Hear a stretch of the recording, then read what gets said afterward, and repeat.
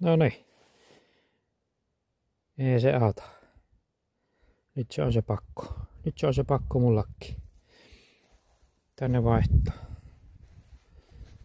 Vaihtorenkaat. Tässä on näissä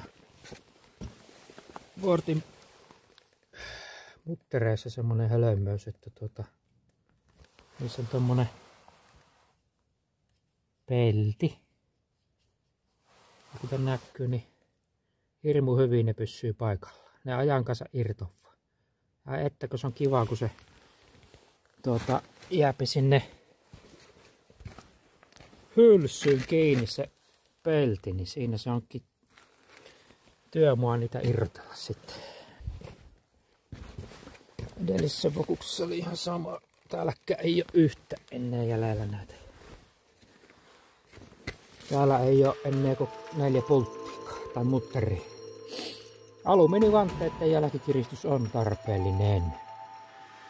Se nyt kantapään kautta. Jouduin muistuttelemaan itselleni. Ja siis oli kyllä tiedossa, mutta en tajunnut ennen kuin kävi vahinko. Ei irronnut pyörä, mutta yhdessä kaarteessa sitten niin katkes yksi pultti. Ei aina ei lamppu leikkaa. Kuului semmonen kolina ja sitä kaverin kanssa tutkittiin sitä nyt, että jarru se kättä. Osaa olla aika hämmäävä joskus, mutta nyt luulen, että ei enää sitä virhettä mulle tapahdu. Nyt jääpä jälkikiristämättä aluvantteet.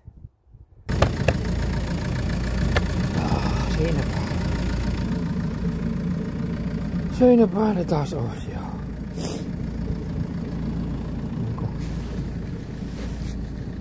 Parempia aikoja oottelemaan kesäkummit varastoon.